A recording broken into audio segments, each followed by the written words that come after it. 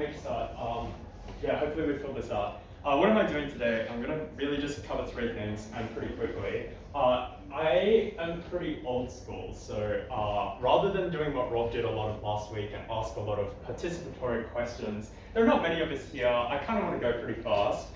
Instead, I'm going to ask some questions, but what I want you guys to do, if you could get pen and paper out or phone or something, I will ask questions. I want you to just write the answer down, just to yourself. I'll answer most of the questions anyways, but I think it's good to actually participate in the questions that I ask a little bit. And the second thing I want to ask you is, if you have questions, there are intermissions throughout this, and you can ask those questions during that. Just write down your question in the moment and wait until that break to ask it. Okay, what am I covering? I'm covering three things today. First is, I think I noticed as I was giving feedback over the past weeks, particularly at Small 4 actually, that there are a lot of small things that I kind of took for granted, but that, you know, like a lot of things kind of slip through the cracks with some coaching, and also people are adapting to the differences from high school to university dating. So I'm going to go through a serious crash course with a hell of a lot of revision. A fair bit of this might still be new, so yeah, pay attention to that. Then I want to get into actually what I want to talk about, which is case writing. And yeah, I'll try my best with that. Let's go. Okay, I want to start from the very beginning of prep, and we're going to run through it all the way to the very, very end. So you start prep with your topic selection. I'm going to say something firstly about topic selection, which is extremely important. If you are like pretty tired from the day before, or a little bit hungry, or like, I don't know, have a big hangover because you had a big one or whatever, topic selection is the most important time to sober up and focus in the entire debate by far, okay? Like, in 1 minute of focus here, to get the topic correct can save you like many hours of pain as you go through a debate that you're losing badly because you chose wrong, okay? So, focus in topic selection is really, really, really high EV or high efficiency if you want to think about it like that. How do you do topic selection properly? I really have one tip, to get better at case writing, but the real tip is, you want to think not just of random arguments, right? So I'm going to ask you a question. I want you guys to think, if the topic that you could see, one of the topics that was set was that women should pay less tax. Is this a good affirmative, is this a good negative, or is it a reasonably balanced topic?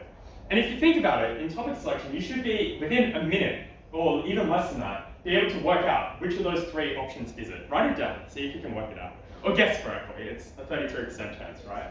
The way to approach it is not just to think about, oh, this will be good for women or this will be bad for women for X, Y, Z reason, although that will help. The way to think about it is, what is the fulcrum of the debate? What does that mean? I have a lovely little seesaw here. It's really a small thing that if you push this a little bit, it helps your team substantially disproportionately, right? So you can think about it like a tipping point or whatever. I just call it a fulcrum. And you want to think about it, what in that debate is actually going to tip it? Okay, that I really, really want to prove, but it is the thing that is going to lean it in my favor against theirs, okay? So I actually think that debate on women paying less tax is reasonably balanced. There's clearly going to be a contested question about whether this helps women or punishes them. And side affirmative has, I think, a lot of good principled analysis actually to explain why this type of reparations is particularly direct and important. Side negative is going to argue it's particularly unfair to a number of women that don't pay much tax in the status quo, right? So you want to think about not just those two arguments, but how they interact and form the central question or tipping question in the debate, which is ultimately, therefore, which type of women are benefited or hurt, and which does that favor? I think it's reasonably balanced. It's not obvious to me that this is super stacked one way or the other. I won't lie, a lot of people think, just instinctively, that negative is at a disadvantage, or that affirmative is an advantage because they have more sympathy on their side. If you think about it, both teams are arguing for the same impact or the same central claim in the debate. So it doesn't really help one team or the other. Okay, I spent too long on that already. Let's talk about prep. You want to walk into prep, and hopefully we all already do a silent brainstorm for about 5 minutes. Be flexible with that. There will be some debates where all three of you look at each other and you're like, I have no idea what this topic means. Can we just have a chat about it before silent brainstorm? Totally legitimate, okay? So no hard and fast rules, but do a silent brainstorm, particularly if someone knows a lot in the debate. I will give a couple other pieces of advice for prep. The first and most important by far is start with the opposition's case. If you write your case and begin thinking of your own arguments before thinking what the opposition's going to run, you're going to rewrite your entire case. Because you're going to think about what the opposition's going to run and then realize I need to adapt and change my case up now to actually be able to defeat and respond to that case. You want to treat your prep and treat your brainstorming case writing Like, I'm going to predict the best possible opposition case, and then I'm going to construct a better case on my side that defeats that best possible case, right? And if they run strange stuff or weird arguments or whatever, they'll lose, right? Because you're defeating the best possible case already, okay? That is the strategy that you want to engage in a brainstorm.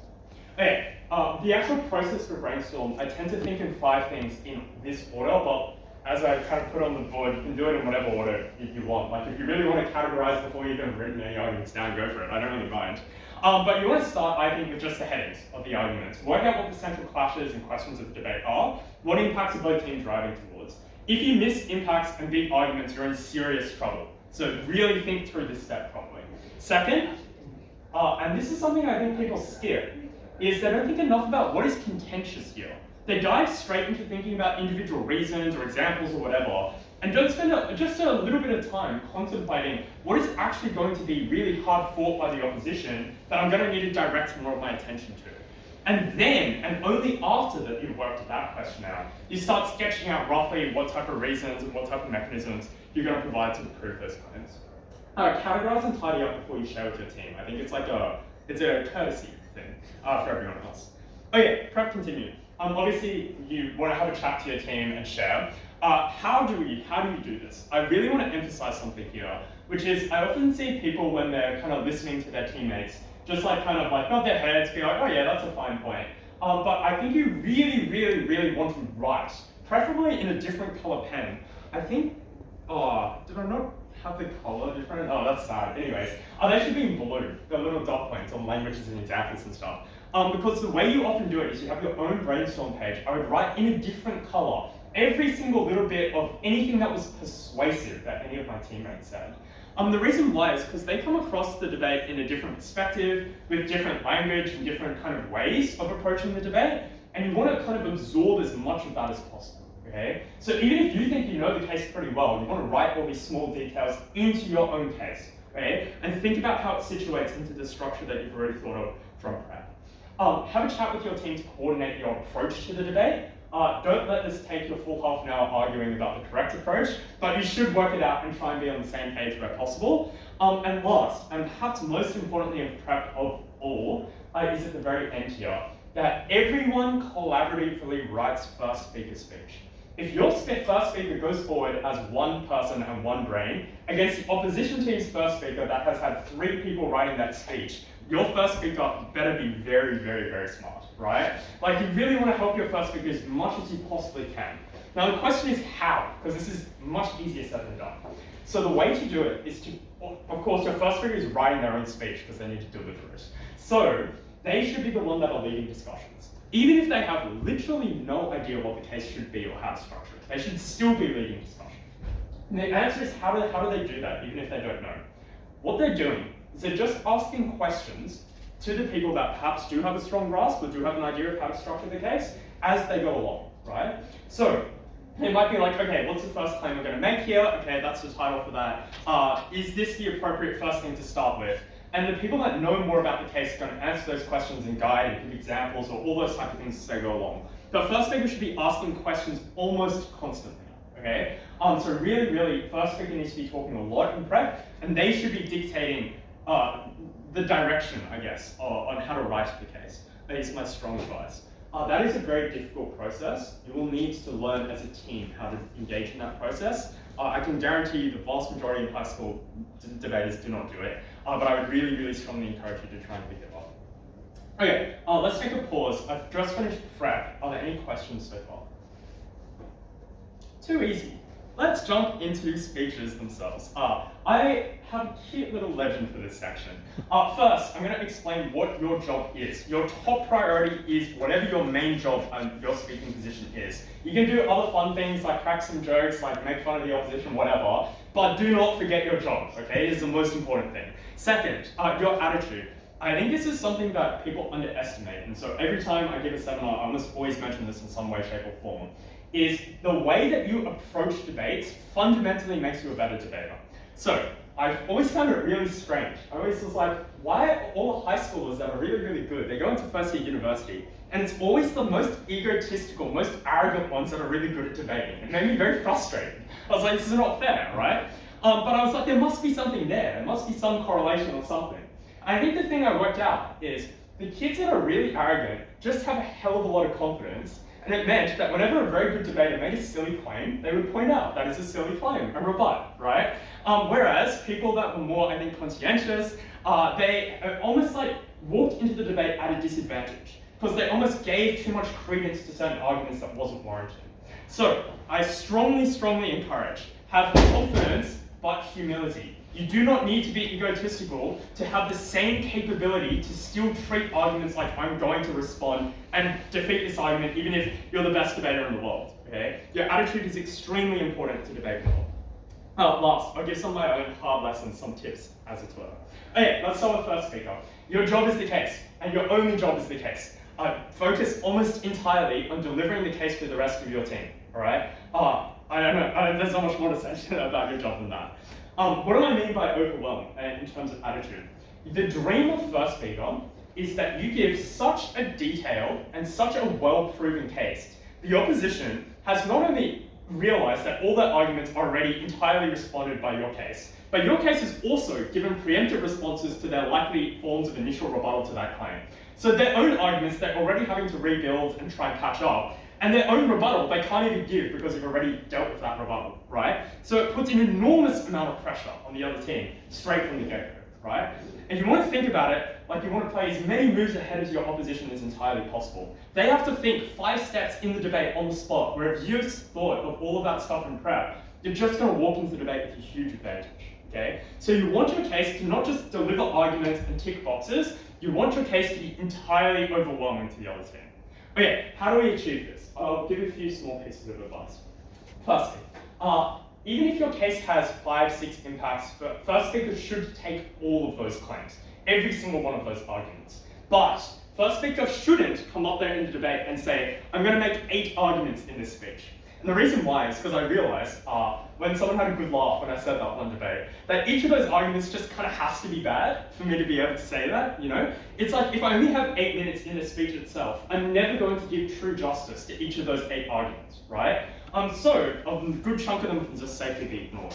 So whenever you're giving your argument or your case, you should realistically hone into 2 or 3 of those impacts and do them true justice.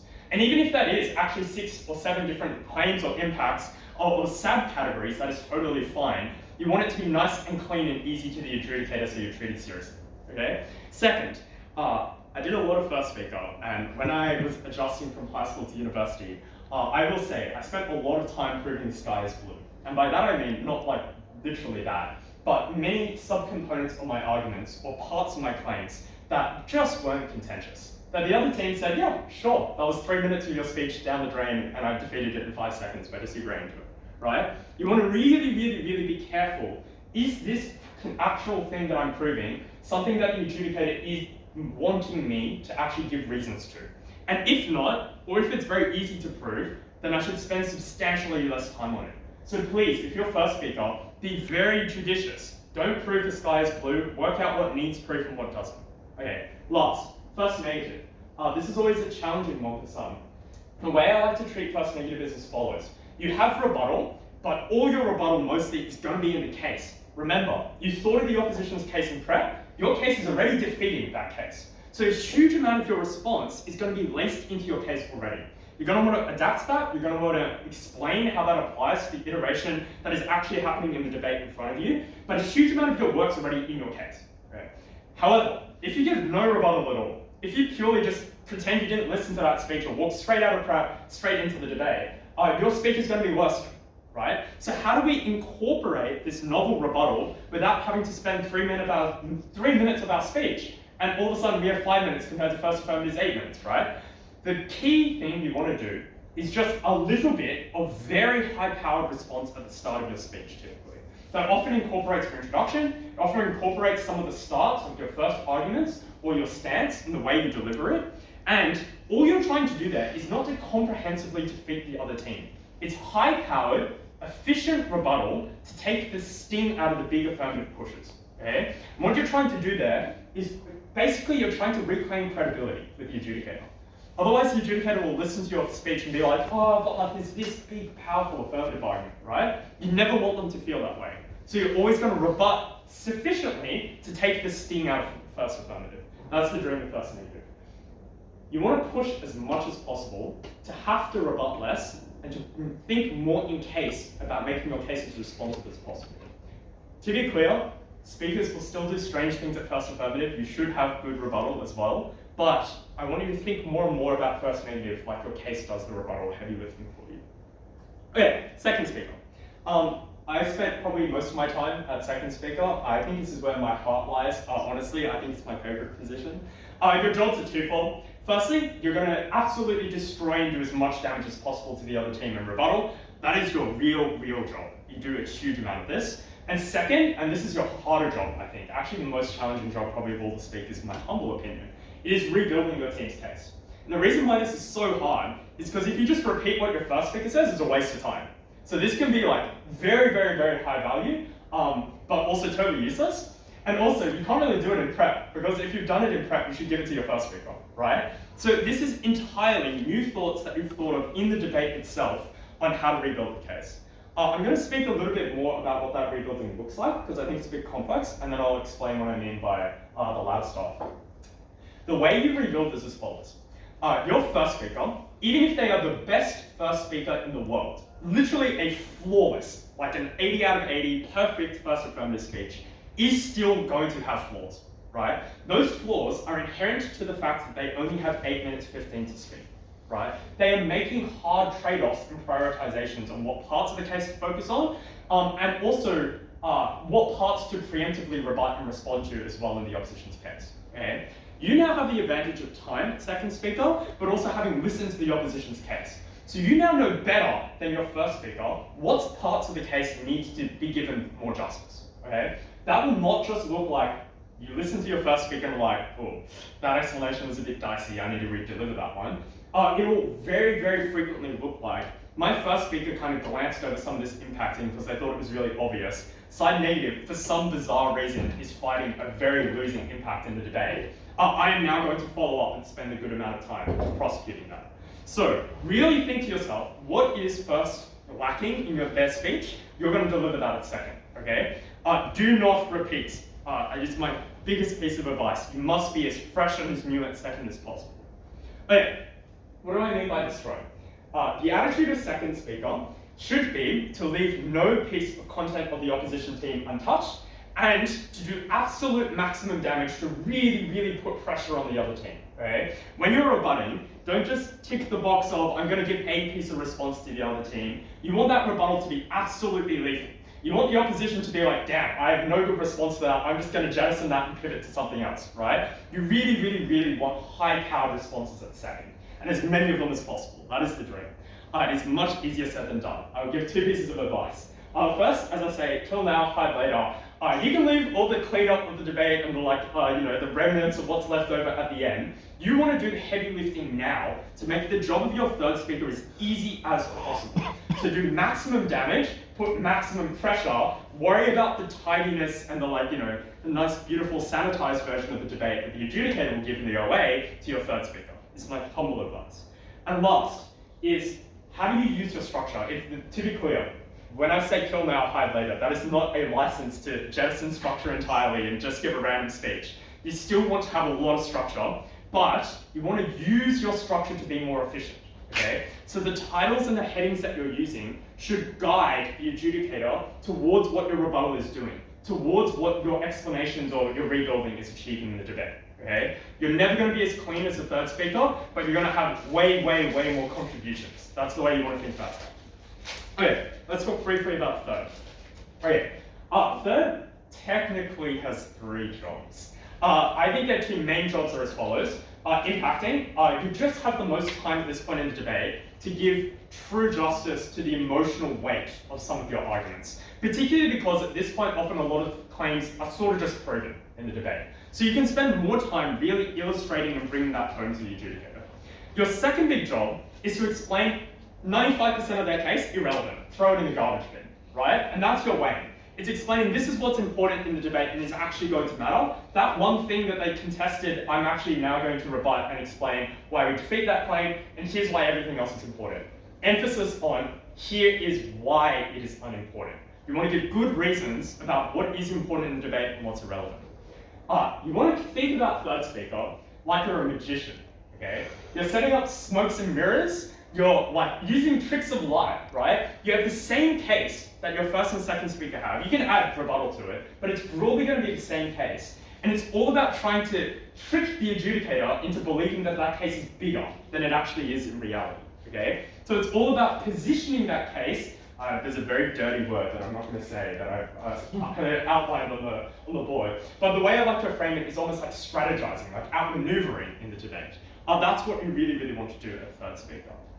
And the reason why I don't like that word is the Europeans use it a lot as an excuse in adjudicating as to why certain claims are more or less important.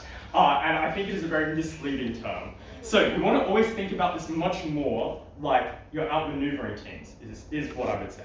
I'm not actually super serious about it, but you will hear this word and it will bother you too at some point in your life. Okay, what should your attitude and your approach be at third speaker? So when I was younger, I liked to treat third speaker like you're the tactician. It's like you're strategizing in the debate, okay? Increasingly, as I've gotten older, I think I like to treat third speaker much, much more like I'm a US Supreme Court judge. By that I mean, you write the rules, you get a case in front of you, and you know which side you want to win.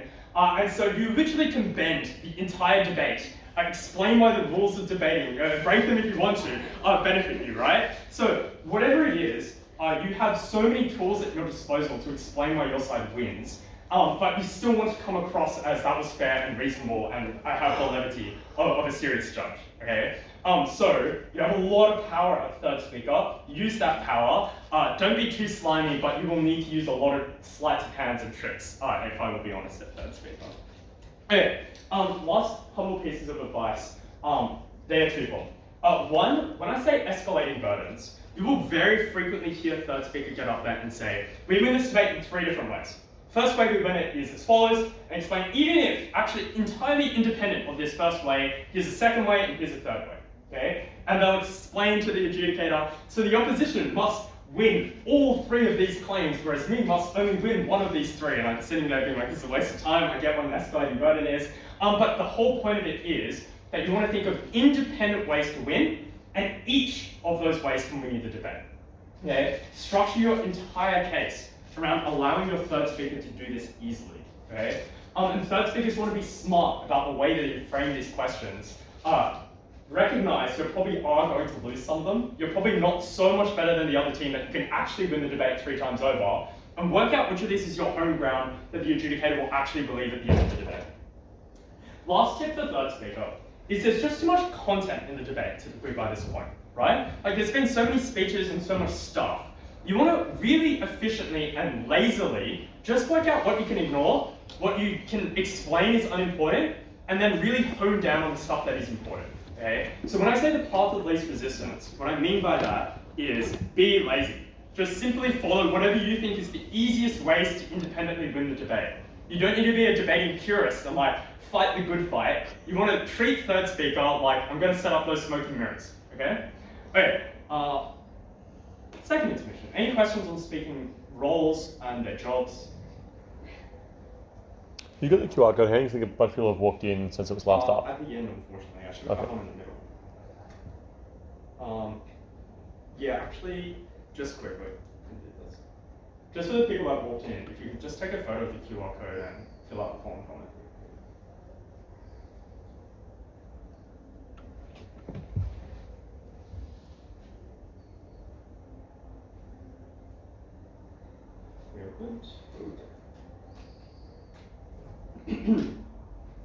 Alright, speech structure. There are 3 things you want to do in a speech. Hopefully we're all familiar with these 3 things. Your introduction. Actually, I'll ask you a question for everyone. Write it down for me. How long should each of these sections be in your speech? The model is probably slightly longer for affirmative than the stanzas for negative typically, but don't worry about that. Just as a rough approximation, how long should each of these 3 components be? Yeah, I want to give some details about what to do for your model or your stance. And these are actually quite important. So in answer to the first earlier question, your introduction is typically going to be pretty short. You should be about 15 to 30 seconds. in the good old days, they used to have nice long rambling introductions, but really question how effective is this, and is it better just in my case instead? Your model or your stance will be very, very debate dependent. Sometimes this will only be 30 seconds, but if you actually want to go to the good old days and do a 7-point model and win the debate off your model alone, I honestly support this pretty wholeheartedly, although it is very, very technically challenging to do. So really consider, this will depend a lot on what is in front of you. I will say 2 things about models. First, I don't think I'm being mean to anyone from trials here in saying, I think in the debate on that parents should have extra votes in the trials, I think both teams are a little bit of culprits of not having exclusive components in their models, or in negative their response either. What do I mean by that? Always think to yourself, can the other team just do what I'm supporting as well? Okay, so negative team in this debate about parents should get an extra vote was like, we'll survey all young students and all kids to be able to ensure they have greater democratic say, okay? And at no point did affirmative just come up there and say, great, we'll do that too, why not, okay? And it would effectively have explained why that entire response by a side negative is just not important to the debate at all. You want to be very, very, very careful of this, okay? Always think to yourself, can they do this? And if not, why? And give reasons why. Second, political capital. This one's a bit more contentious. I will keep this one brief. If the debate is that we should ban advertising of red meat, or of meat in general, you cannot get up there on side negative and be like, no, we don't support this. We instead support just banning meat outright. No one's allowed to eat it, okay? And if you think about it, that kind of inverts the debate if you do that, right? All of a sudden you steal the affirmative side from underneath them. But the other reason why it's very unfair is because you just have way more power to do things than the other team, okay? So the way we frame it is that affirmative is the team that sets up how much capital they're using in the debate. Side negative can match that and do a similar capability of change in the world, but they can't exceed that because it would be quite unfair then for side affirmative. So really, really, if you remember anything, like remember anything from this presentation, it is those 2 things. Whenever I model, and whenever I counter model, I'm going to think about political capital and I'm going to think about mutual exclusivity. Because you can very quickly lose debates. Counter modeling is something the affirmative team can just do as well. Okay, second, stances. You actually have 3 options of side negative here. First and most common option by far is to be just like, that change affirmative wants in the world, terrible idea. World's great right now, I'm going to support the status quo because it's awesome. Okay? Now, some debates are a bit of a problem because the world isn't awesome, all right? So what happens if we get a debate, I don't know, that we should give it Indigenous Australians more political representation? You might not want to be like, the world's great right now. You might instead want to be like, we're going to do something better than the other team. That's your counter model. If you're going to counter model, spend the due amount of time stepping through that counter model as if you were affirmative doing it as a model. Okay? Do not be scared to spend a good 2 minutes or so of your first negative really stepping through this counter model if you genuinely need it. Okay? Do it justice, don't do it half-heartedly.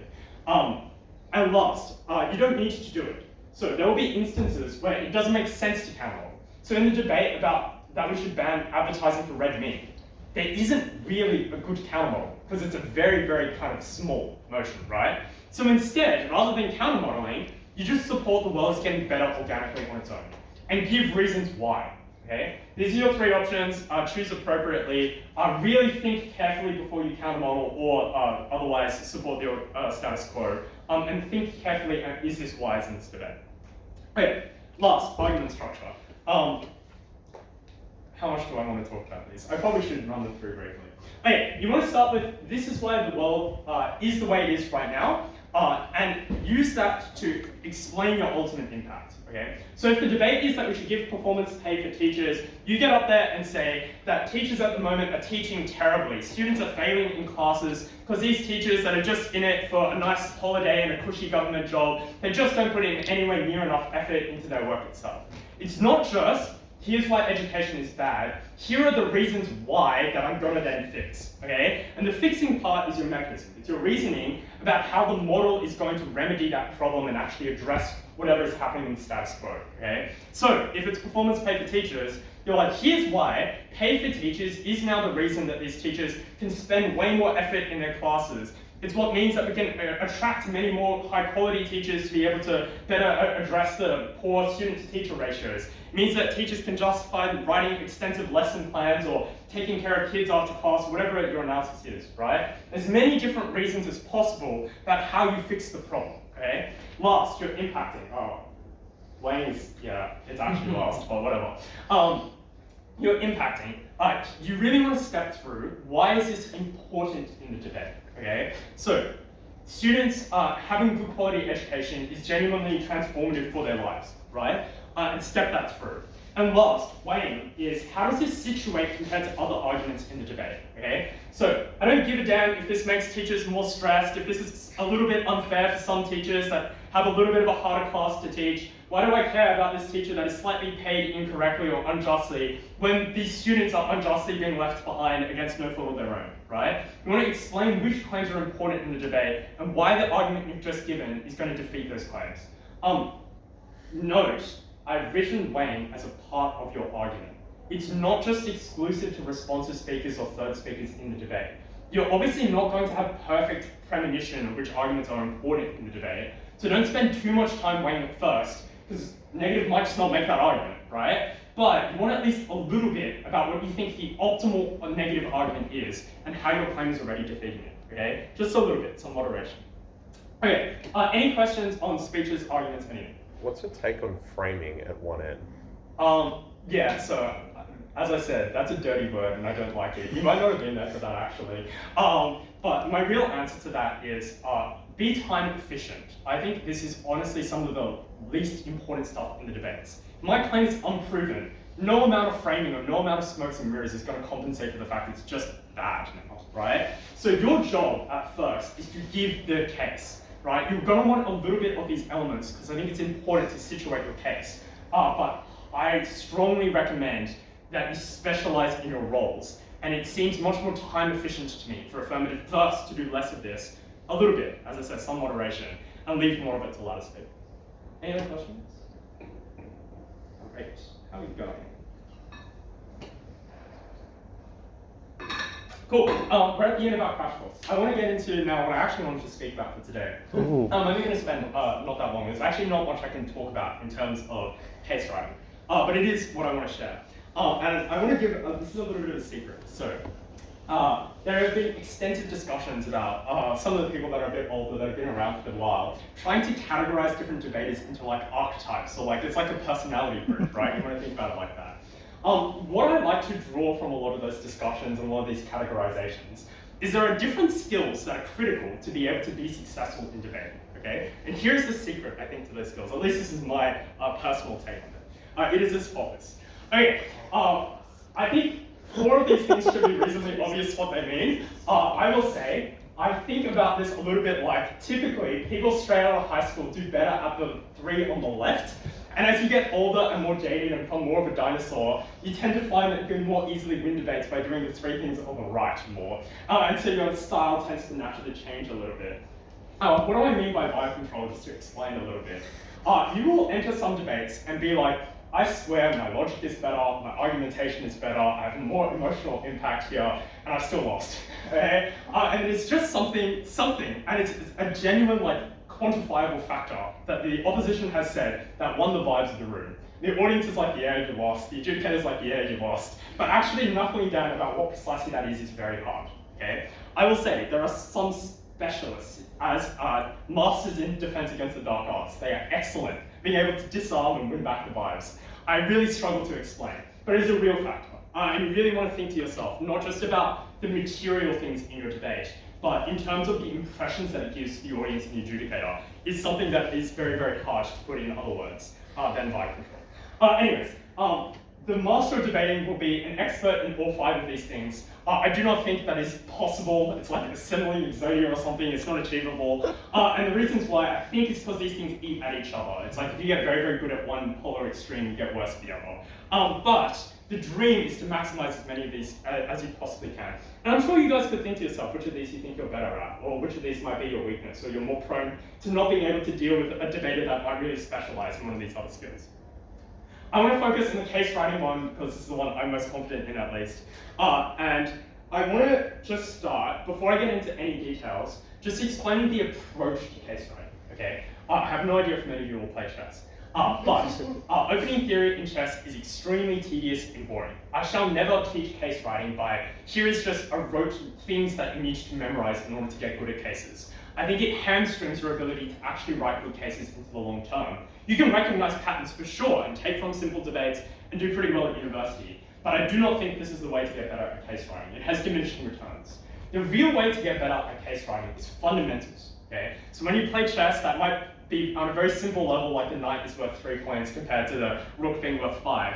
But those same fundamentals are slightly different but exist in debating case writing too.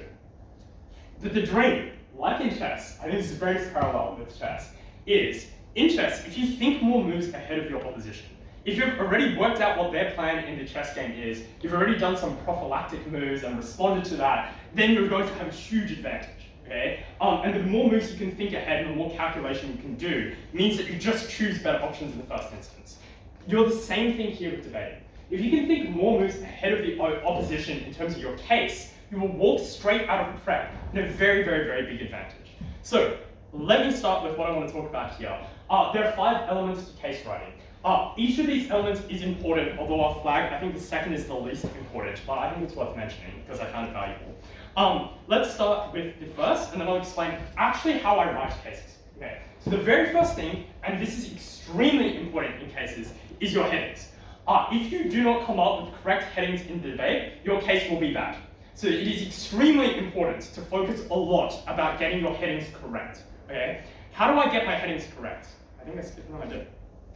You want them to be simple, debate-winning impacts. At the end of this debate, the adjudicator is going to believe X, and that thing on its own is going to win the debate, okay? If we go back to escalating burdens, you're thinking about independent ways you can win the debate. There are many different options here, and they can be fluffy, and verse can be very concrete, it doesn't matter. These are all clear impacts that the adjudicator will agree with you are important and valuable, okay? So, if I now spend 6 minutes proving this claim, I haven't proven the sky is blue, I proved something that's going to win the debate. Okay? Your headings are extremely important, simple, easy impacts for headings. Let's give an example. So this is a waltz motion I just randomly pulled up. I didn't think too much about it. I want people to quickly write down to themselves, what headings would they give in this debate? You're thinking about it, this is like topic selection, so you should be able to do this in a minute or so. I'll actually give some time for people to think.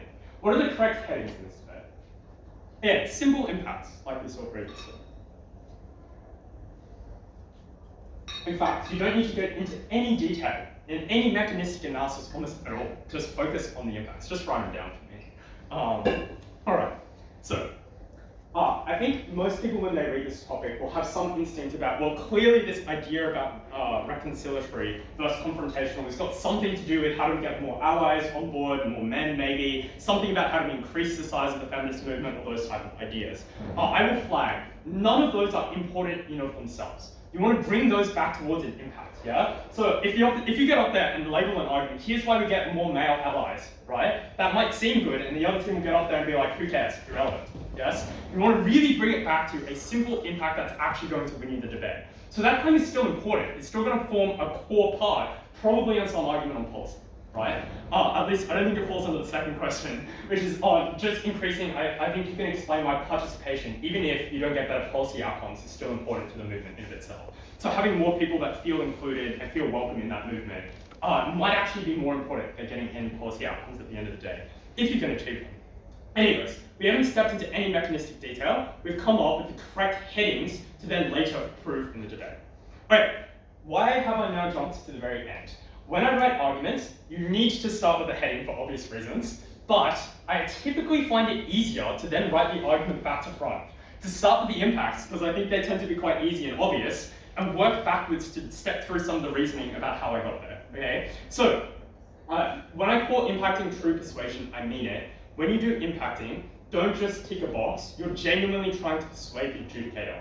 I can give very little advice on how to impact well. The only real things I'll say are twofold. First, you do not need to be JFK or speak in a really grandiose style to give good impacting. There are many, many, many different ways to give really persuasive forms of impacting, and you want to think about, actually, it's just coming across here as extremely reasonable and very, very calm, going to be way more effective at convincing this adjudicator than going out there and giving like an MLK, I have a dream speech, right?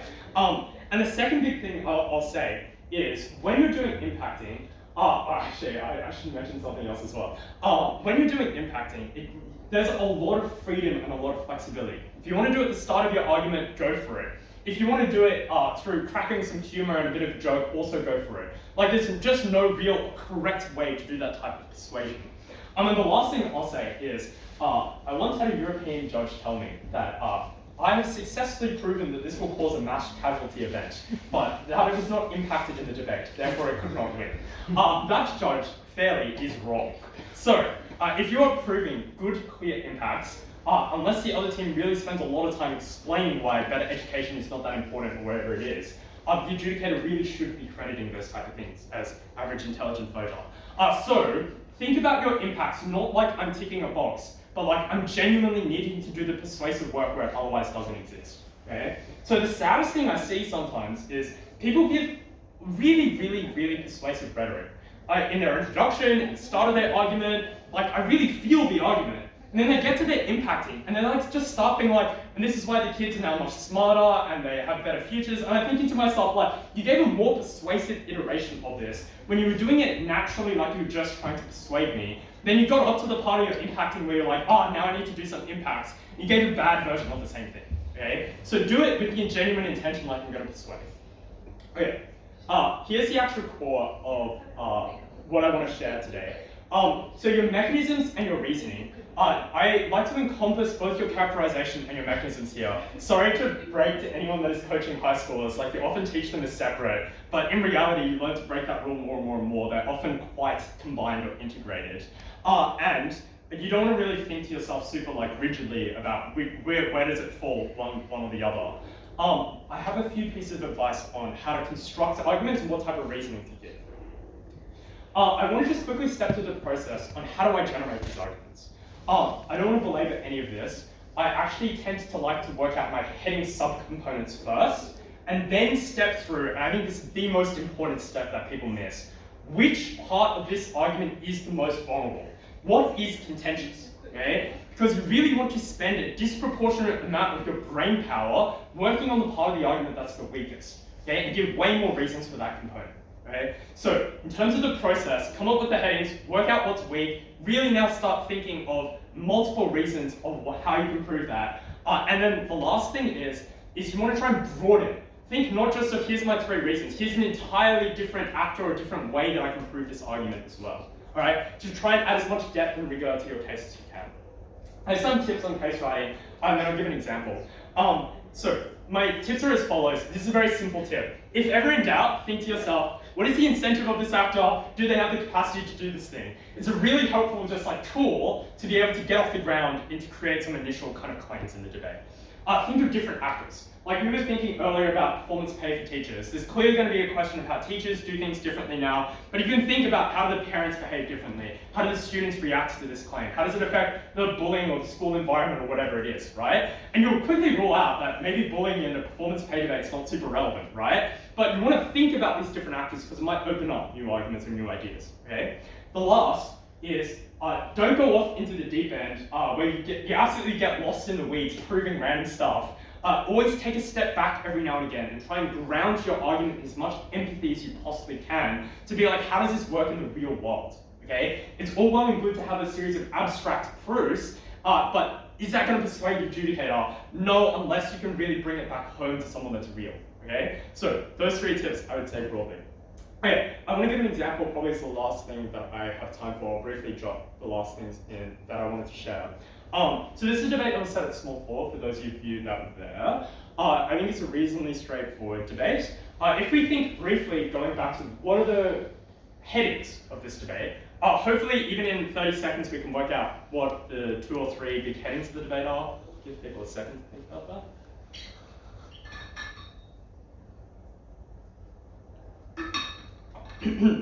So, clearly with social media companies being responsible for content, there's going to be some question on content. There's clearly also going to be some question about, do they actually deserve to do this? Is this just? Something along those lines. There might be other components in this debate as well. I just want to focus on these two for a second. Here's the exercise I want to quickly run in the last 5 minutes that I have. I have a written out example following this slide. For this written out example, I want you guys to do two things. I want you to work out, is this characterization, is this mechanisms, is this impact? What part of the argument have I written here? And the second thing I want you to work out is, what is the contentious component of this argument? Okay? Just work out those two things. I don't want you to focus or get fixated on any of the details. I did also just write this case very quickly. It's like, don't take it as gospel or anything. But I really want to emphasize a couple of things in showing you this. The first and most important thing by far is when you write a case with regard, okay? So you don't just come out there and say, there's a lot of hateful content given on social media companies and then give some examples of that, right? You want to step through in as many ways as possible about why that is the case. And all three of these are reasons, steps through the sub-reasons about why there is a large amount of hateful content on these platforms. It's also doing some other things. But I'll let you guys think about, is this characterization? Is it mechanisms? Is it impacts? What is it doing in this debate? And critically, is it contentious? Am I going to say this in 5 seconds, or am I going to say it in 1 minute of my speech? I want you guys to think about these three. It'll return in a bit, and the last part of the argument is as follows. Okay, again, note, I've written it out, I think very explicitly here, his incentive or capacity, but it happens very organically. When I was thinking about why does this responsibility solve the problem, very instinctively, it was just like, look, here's how it provides an incentive for these social media companies. Oh, and also, by the way, here's why they can do it in the first place. Okay? I very frequently see teams missing that second component, the negative just like, well, they can't. Okay, or they try, but they fail. Okay, the reason why I said I would come back to it is as follows. I would never actually write a speech out like these 2 slides. Okay? It is far too much. And when you're speaking it, you will be much too slow.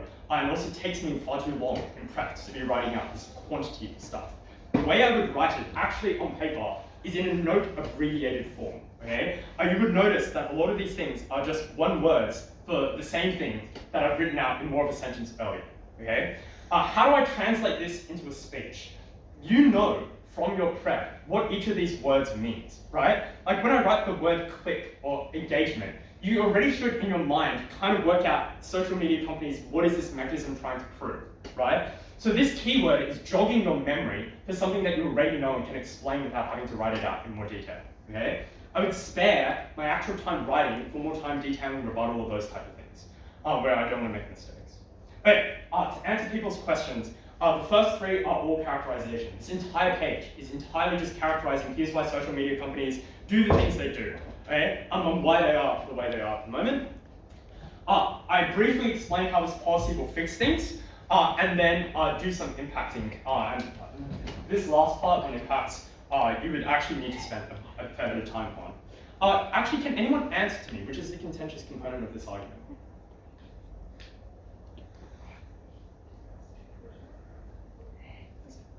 On hateful content, what's the contentious part? Yeah, potentially capacity. I actually spent a reasonable amount of time when I was writing this up trying to address this concern. I was definitely concerned with it a little bit. I think the other really big question in this specific instance is, what are the actual incentives of these social media companies? Because I think negatives are in a really good position if they can just explain, well, they're really trying their best, they're giving a hell of a lot to this already. They really want to very carefully be dancing around free speech, right? Whereas affirmative, I think, is really at its best being like, no, they're just actively making a profit out of this, they want it to go around, right? I think that characterization question is really the most central one that is going to be heavily contested in the debate. The capacity question will be contested, to be clear, but I don't know how much headway you can actually get on that question. It's a bit messy. Like, for example, even if social media companies are not super capable of doing this type of crackdown, it still might be fine for affirmative. You still might win the debate if that issue. Okay, I want to end on the, note. My actual way I wrote the case is only 36 words. You could write it in even less if you were more skilled. You really want to try and think about how can I write in note form to abridge my actual speech itself. Okay, last really small thing that I want to mention at the end here is what is a primer? At the start of an argument, I would typically give a very short, it would be like 15 seconds or so, about what is the end impact, okay? You want to basically be able to direct and guide the adjudicator towards what you're kind of doing in this claim or this argument, okay? It will not be proven. You're not going to prove anything in 15 seconds, really, right? So at this point, you're just bringing the impact home to the adjudicator so that your actual reasoning makes sense, okay? If you ever get in a debate just like, oh, I didn't know the magnitude of like how many people this affects, at no point are you going to enunciate it's like 1,000 people or whatever, right? What's that telling you is it's telling you the adjudicator didn't get a sense of the scale of the argument. So it's either an impacting problem or it's a problem that you haven't set up as a primer to the adjudicator clearly enough what you're doing in your speech. I think it's worth spending just a little bit of time with this. Okay, I will leave it there, I think, because I'm out of time. But yeah, I'll take any questions if people have them. I just had a question about the way you shorthanded that. I guess that works when you're like coming straight out of prep or your first speaker. But like say if you're a later speaker, like a response speaker, a lot of times you're writing really quick, right? So if you write just like short words in the speech, you kind of forget what that idea was. So like how do you work around that? Yeah, great question. So I used to, when I started off, particularly straight out of high school and early university, write in very shorthand when I was responsive. I think maybe it's because I'm like getting old now. I just can't do it anymore. In the same sense of like, I just make more mistakes. I like look at my page more and I'm like, what the hell did that mean, right? So my advice there is feel free to write a little bit more. I think it's okay. But the biggest piece of advice I would have is you really want to get your word choice correct. Like you'll notice that a lot of these words, like when I was talking about misinformation and foreign actors, I didn't write foreign actors, I wrote Russia. Because I felt like it would provoke the actual thing that I was trying to drive at more clearly, right? So, for example, I often on my page would write a little love heart or whatever, and I know what that symbol or whatever that means, right? More easily than a physical word or whatever would be as well. So yeah, I think that's my first piece of advice. My second piece of advice is I found myself better at this when I wrote bigger. Whenever I started getting into small handwriting, it started to become a real problem. So I would strongly recommend write big, think carefully about your keywords, use different colors as well, sometimes helps. Like if I was like, this will be an impact, I would write in a different color or something like that as well. I would also help sometimes. Yeah, don't stress a huge amount about it. It's like a perennial problem, like you're never gonna get perfect at it. Any other questions? Cool. I might just leave then with this, which is, this will actually be brief, but I do want to congratulate people on Easters in the terms of really well done watching the selections. Like, honestly, super optimistic for me, listening to a lot of those teams walk in there for the trial speeches. Like a set of really quite polished people that were quite confident with what they were doing. I wanted to just give a small little bit for people. The first, why did I write Mark Roderick? For those that don't know, Mark Roderick is a world champion debater that was originally an Australian but actually won as a member of Oxford. But he did not make his first Easters. He trialled for Easters and didn't make it, okay? Several years later, a good several years later, he becomes world champion, okay? So there are stories of many, many, many people that don't do super well at Easters or don't even make an Easters team in the first place that end up being extremely, extremely good debaters, okay? So do not let a single speech that you maybe didn't do so well at or thought I gave a terrible call on the debate at are all extremely common and fair complaints, okay? The second thing is, when you walk into Easters, you will listen to some teams and be like, damn, they are scary, okay? They sound really good. Do not be scared. Be fearless. Okay? As I said, be confident but be humble. You want to walk into those teams, and if you feel intimidated, you will debate worse. Right? So have confidence, back yourself. There's not a single team that you guys can't beat. Even if they have a pretty old pro on those teams, you can absolutely draw blood against them. Okay? Like the skill difference at Easters is just not big enough for it to be an instance where you're totally incapable of winning.